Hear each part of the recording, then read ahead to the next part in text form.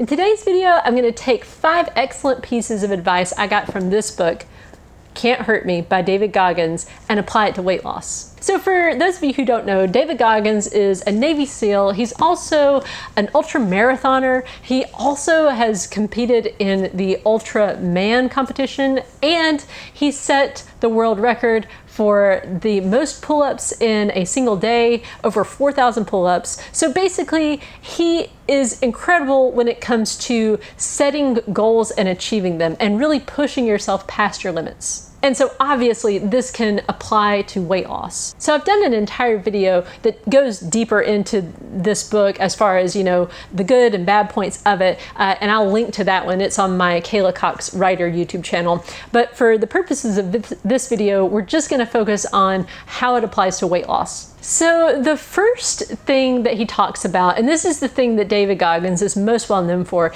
is the 40% rule. So his idea is, based on his own experience of himself, pushing himself to the real breaking point, is that when you feel like you're done, like you've done all you can do, you've got about 60% left in the tank.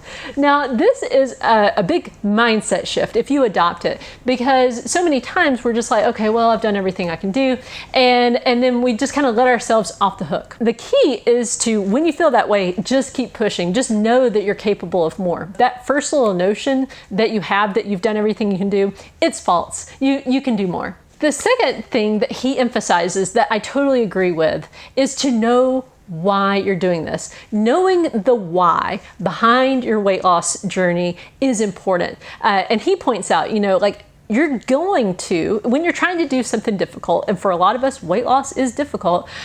When you're trying to do something difficult, you're going to get to this point where you're feeling frustrated and you're going to ask yourself, why am I even doing this? And if you don't know the answer to that, you're going to quit. The third tip he has is to have a victory cookie jar. He talks about the importance of keeping track of your victories, all the victories, actually, especially the small ones, those little things that you've done that have gotten you to where you are today. And those are going to be important when you're feeling down, when you're feeling like you want to give up. If you can reach into that cookie jar and say, okay, yeah, this is bad right now, but I've done this and I've done this. Like for me, I liked to collect victories like today I finally, for the first time, stopped when I was full, when we were, out to eat with some friends. Or, things like setting a personal best for my steps, or hitting, that first 5 pounds of weight loss. I found it very helpful to look back on those victories when I was having a hard time, when I was going through a plateau, or just things just didn't feel like they were going fast enough for me. So keep track of your own victories on the weight loss journey. The fourth thing he talked about was the idea of an accountability mirror. Now, he's a pretty extreme guy, but he did have a very balanced way of thinking about this. So he would literally look in the mirror and he would hold himself accountable for what he was doing. So he would say out loud to himself, here's what you're doing right, and here's what you're doing wrong. If he said he was going to do a certain thing, if he wasn't doing that thing, he'd call himself out on it. And that is important to do on the weight loss journey. You have to be honest with yourself. You have to be hard on yourself in one way. You have to say, I didn't do my plan today. And you have to be honest about that.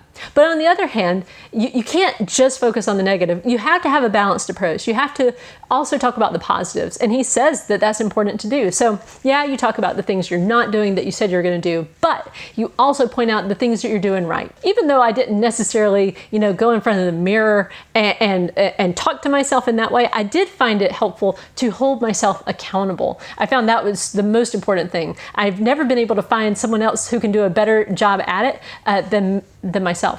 And the fifth thing he suggested was an after-action report, or what he called a living autopsy, and what I call a post-mortem. Basically, the idea is when you fail, and you're gonna fail at some point on the weight loss journey in some sort of way, because you're not gonna be perfect. But the idea is when you have a failure, you do not let that trip you up. Instead, you look at it as an opportunity to learn. And reframing failure in this way is so important, because basically, at the end of the day, weight loss is a mindset game. It is all about, can you keep your head in the game? And when you get too frustrated, when you feel like a failure, you quit. But if you can look at your failure and just honestly look at it and learn from it and make your plan better based on what you just learned, then you're going to succeed. I found the Autopsy so helpful, especially during times where I would say, well, I'm going to fast today and that's what I'm going to do. But then some sort of event would crop up and I didn't do it. And then I would have to ask myself, why did I not do my plan? And what I started to see was oh, actually, I want to eat during that time.